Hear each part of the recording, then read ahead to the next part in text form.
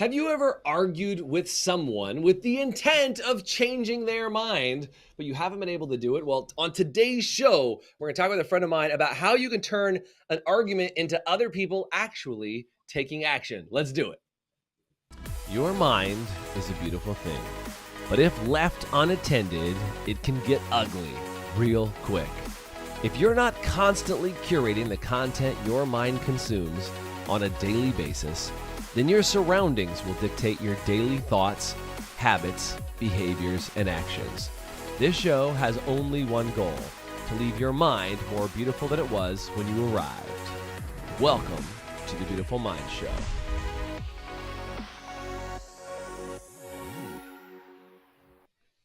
Hey guys, welcome to today's Beautiful Mind Show. My name is Jason Everett. I'm your host for today. And with me is a friend of mine all the way from Australia. Please welcome to the show, Josh McKitterick. What's up, Josh? Glad to have you on, man. It's good to be here, Jason. Dude, really glad to have you on. Just so you guys know, Josh and I know each other through some mutual friends. We work kind of in the coaching community, in the coaching space. And Josh has this uncanny ability to kind of like help systematize, organize, and get people's brains together in unusual ways. And so hopefully, Josh, you can make sense of what the hell's going on with my brain every once in a while. But I think today's going to be a good show because I think you understand how to get people to do things. And if you're the type of person that is if you're listening or you're watching and you're the type of person that's like, man, I ask people to do things all the time and they don't do it the way I want, this is your show. Do me a favor and say that's me in the chat. And also do me a favor and comment if you're on with me live. Do me a favor and comment in the chat and let me know what city you're on from. If you're listening in your car or you're just sitting there and you're listening on your podcast, I'm so grateful to have you here. Thanks for hanging out with Josh and I today. So dude, Josh, how did you come to this conclusion that like arguments could actually lead to actions? Because I think that's most of the time, that's the pure opposite, right? Is people argue and they lead to just arguing and like digging in deeply and going other directions. You know what I'm saying? Yeah, absolutely. I mean, you need to figure out why you're arguing in the first place. Like sometimes people argue to prove themselves right, and sometimes people argue or create an argument in order to get people to actually take action.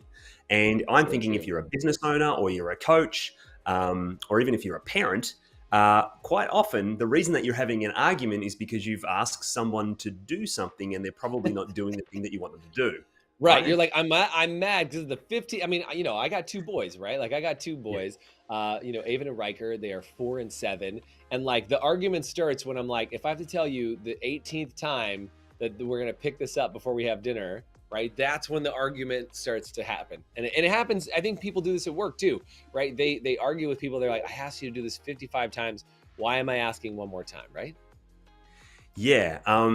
What's interesting is we all have ways that we argue. There's a book by Paulo Coelho and it's called The Pilgrimage. We all know The Alchemist, but there's another book that's called The Pilgrimage, right? Nice. And I read this because in 2008, I was going to walk the Camino de Santiago, which is the big walk across Spain. And awesome. There's a particular scene in the book where he talks about how when arguing, the devil shows up in 3 ways, right? And he gets in this short argument with a child. And this is, as a parent, I'm going to tell you the 3 ways and notice how you do this. I'm ready to write them down. Let's rock and roll. Okay. The first thing that we do is we're delightful. Yeah.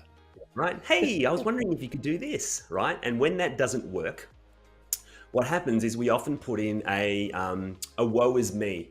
Oh, I've been working all day and I do all of this and you can't even do this for me. And, and then if that doesn't work. It's self-deprecating. Yeah. It's self-deprecating. And then we get angry. Right. And so most people, when it comes to creating an argument, they have 3 strategies: delightful, woe is me, and arguing. And that's the extent of their ability to argue. That's their full arsenal, is either feel bad for me or you suck. And I think I'm just gonna be really honest, Josh, if I sell myself out here, I think I move to angry a little faster than most people. I think I go from like, hey, could you pick that up for me? Could you just do me a favor and pick that up? I said pick it up or I'm gonna take away your toys forever. I go straight to angry. So let's if anybody's with me, with right? my kid. No, well, yeah, not my staff. I don't think I yell at my staff that way, but yes, yes, that's right. And so that's interesting, and it's easy to do that. And kids are different, right? And I find that the later in the day it gets, the quicker I am to anger. Sure, right? Sure, Yeah. for sure. I think what happens is we have these strategies, but what we're not doing is presenting a compelling argument to the person that we're Hmm. working with that fits Right. inside their map of the world that compels them to take action. That when we go, Hmm. here's an argument, or here's the compelling reason, or here's the contention, Right. that they go, actually taking that action is a really good thing to do, and I'm more likely to do it now. Mm. So That's what I'm talking. a compelling reason for taking the action, as Yes. opposed to what it is. I think a lot of people, and I'm curious your thought on this, Josh. I think a lot of people think they give compelling reasons all the time. Right. Like, do you know what I'm saying? Is like, I'll Yeah. say, hey, Josh, how about you sell more, whatever the item is? How about you sell more of this? Because you're going to make some more money, bro. Get on it. And you're like, yeah, yes. Great. But like, that's not the answer to everything. Like, because No. it's your job, because I said so, because you know what I'm saying? Like, I think a lot of people get in that mode where they're compelling, and that's the key word there is compelling. But like, because they Yes. made a compelling argument, they're like, I gave a reason, so why is that not good enough? Yeah, and it's often because that reason fits their map of the world, not a person's map of the Mhm. world that they're speaking to. It's not a compelling Yeah. reason for them. And if you think Hmm. about those three strategies that I talked about before, which is I'm being delightful, it's all about manipulation.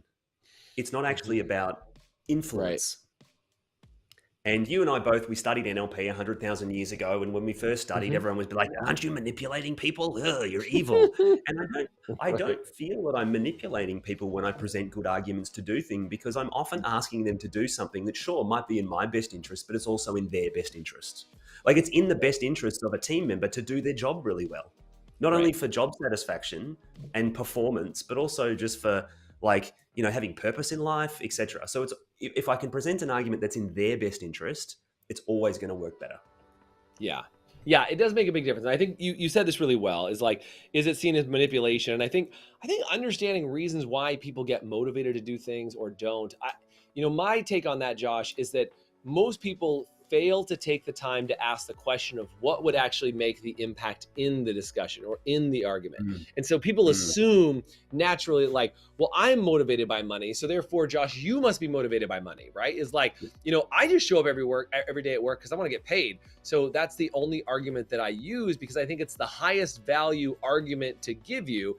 And if they are met with somebody who isn't motivated by money, which by the way, a lot of people aren't motivated by money. Like if people are not motivated by money, you end up, it's like, oh, I'm talking to a brick wall. No matter what I say, and like in their mind, they've used their highest value, most best argument possible.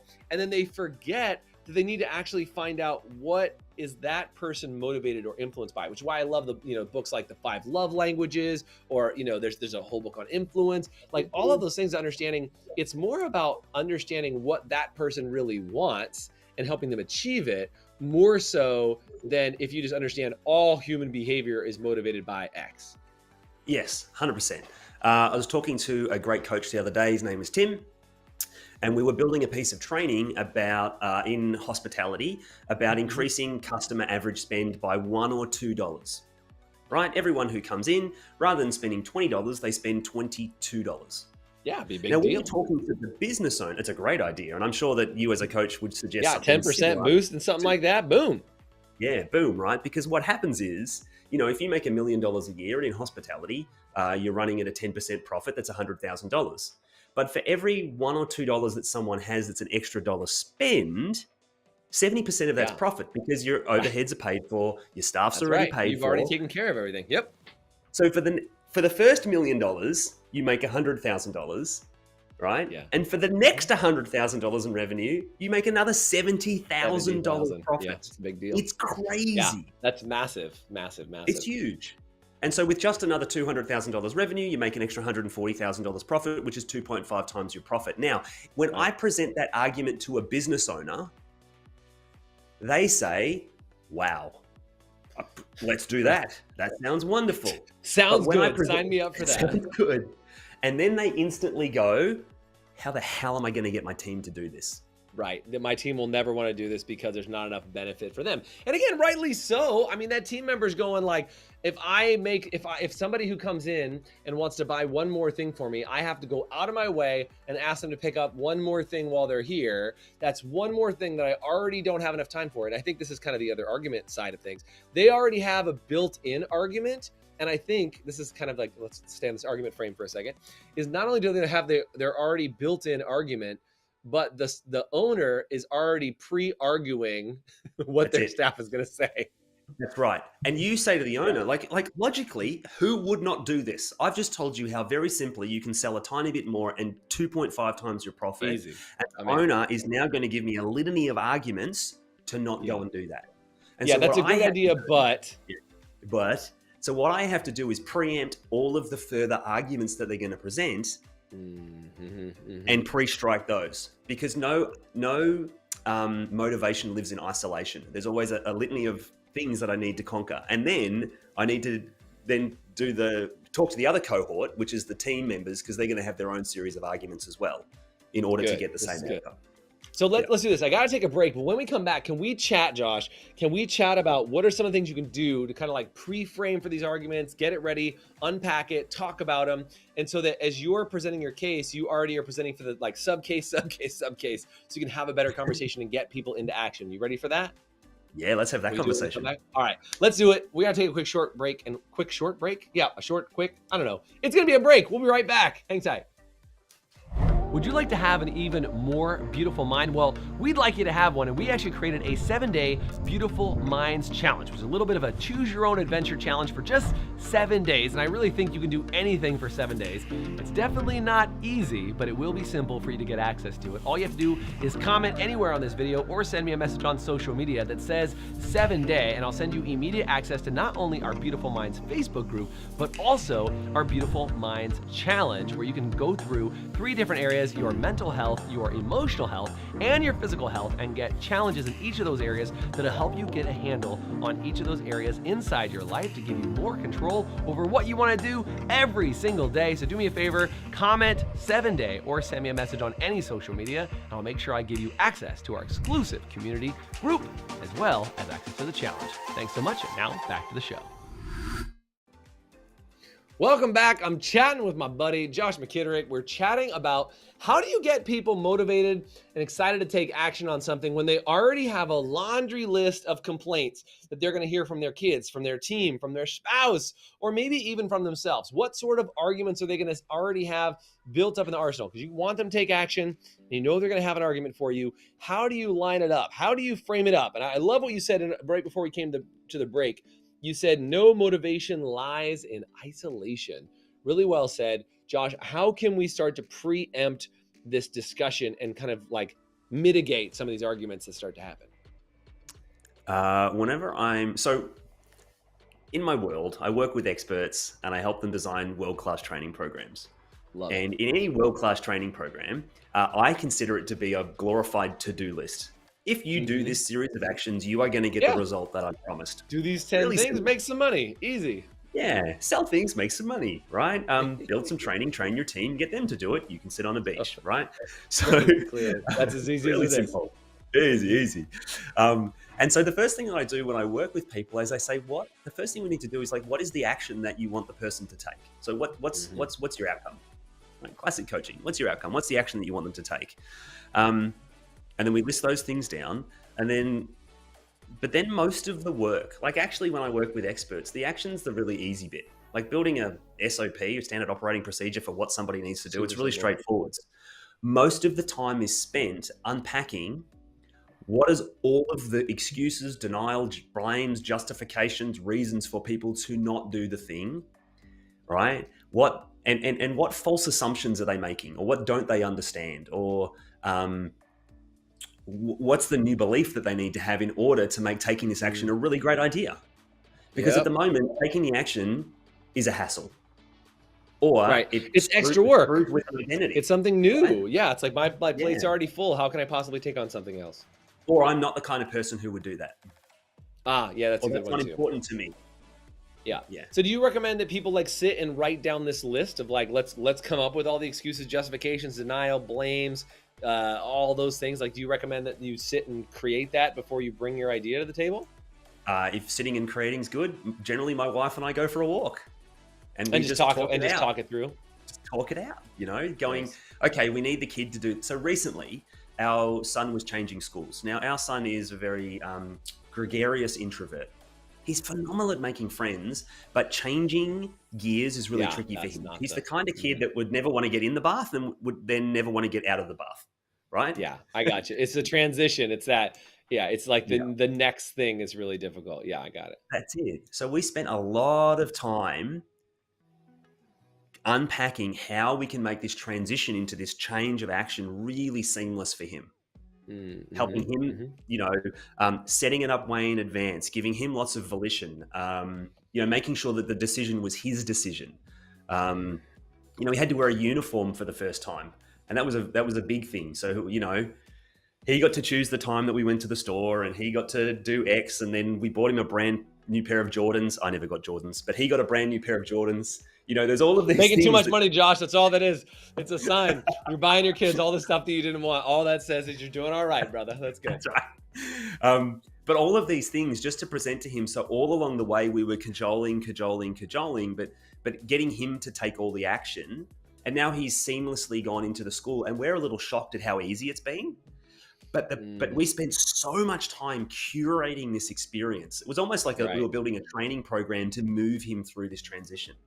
I love it. And I know that if we had to just thrust it upon him and said, "You're going to a brand new school right now," the pushback we would have got would be amazing.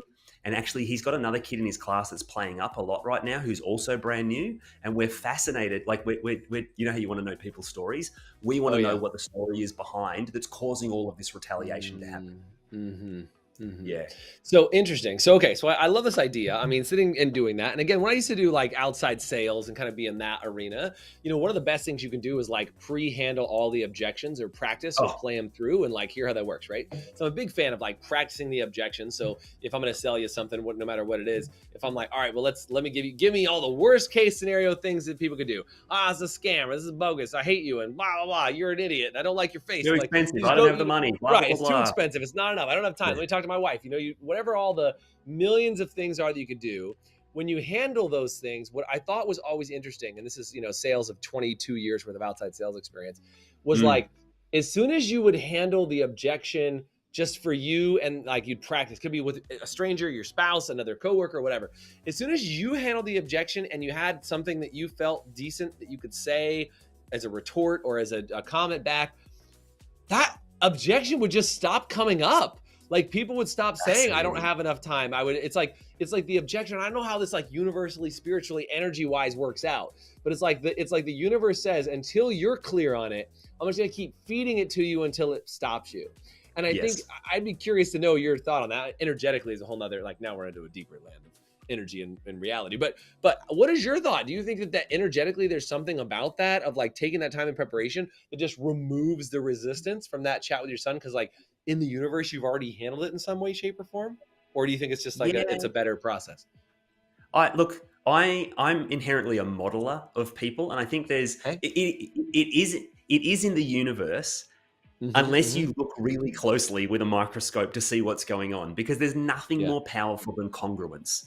And if I'm Mm. congruent that this is a good decision and that I have all of Well those said. arguments pre-mitigated, it's going to come out in my micro, like the tiny things that I say. It's going to show up in my body language, like because I have Yep. zero doubt that Mm. is congruence is the most attractive thing. It's so attractive. Like when I watch you train and perform, Jason, your congruence is captivating. Thank you. And so I don't thank you. I believe it, and that's Yeah. really powerful for me. So it could be the universe, or I think it's just the fact that Sure. and I trust that and I also trust that if I Yeah. asked you, you just say something to me and I'd be like, oh yeah, you know. There's a term for that in my mind. Like you said you remove the doubt, and I think the remove doubt you mentioned is it's that certainty. I think it's that certainty of self. It's that certainty of belief. It's that belief in yourself to be able to move in a place that you can just say I can operate. And I'll tell you, man. And this is an interesting thing. Hopefully, good for conversation today. Is that one of the things that somebody said is like Jason, because my background is all improv and sketch comedy, and like basically you live in the unknown all the time, but you just have to pretend or operate from the fact that you know what's going to happen and you just deal with it. And the way in which I'd always dealt with that is I'd practiced and drilled so many times, you could pretty much Mm, throw whatever at me and it's not going to bother me because I've heard 1,000 different things. And what I had to become confident in, and this is where I think people can get this level of confidence in their life in different areas, is you don't become confident in your ability to handle the situation you become confident in your ability to solve the problem quickly to handle the situation. Does Yes. that make sense? It's like, I know whatever you throw at Absolutely. me, I'll be able to quickly handle it and then I can move forward. So I can be confident in an area that I've never been confident in before because I trust myself enough to solve the problem. And if I don't solve it the first time, usually the second time, maybe on occasion the third, it'll get solved very, very quickly. And I think this exercise that we're talking about of like writing out the excuses, denials, and all those beliefs and all that stuff is your form of exercise to get people to solve problems that ordinarily would take them out of the kneecaps, because at the first sign of resistance, their argument falls apart, their confidence falls apart, and they rely on their anger instead of on their certainty. And I think it's because we just, we default to anger when we're not getting our way. We're all kids throwing a damn tantrum, let's be honest, right? If I can't get my staff to do one more thing, then like we're all 1 second away from being a little hungry and a little pissed off. I really like the way you put that. So to map it back to what I said at the start, and this has got me thinking about some work that my wife's doing at the moment. She's a coach therapist, and she's doing some work about internal parts systems and the different how we get triggered into younger parts of ourselves and protectors, etc. Good work. When I talked at the start about the way that we argue is often like we're really delightful, or we're woe is me, or we get really angry. I think the difference, and this was really important for me, is I grew up wanting to be the smartest person in the room and to always be right.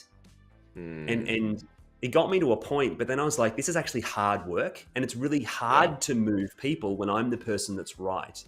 And so when I'm presented with that situation that you were talking about before, whereas I haven't been presented and I don't know the answer, I know that if I come from a place of compassion and curiosity and empathy, and that we're just two smart people trying to solve a problem together, the outcome is more likely to evolve. I don't need to know what the answer is. I just need to be open that we're going to, as you said, I know that I and we can problem solve this together. And that is the best way. That's the best mode versus those 3 modes that I talked about before. Well, so what we're talking about, just another way to say that is like, just as I'm registering what you're saying, is one is adversarial. I'm on this side or I'm on this side. I'm right, you're wrong. The other is let me stand on your side and let's solve the problem together. Yes. You asked me a question before we jumped on the show. You were like, are you Democrat or Republican? And my answer was neither.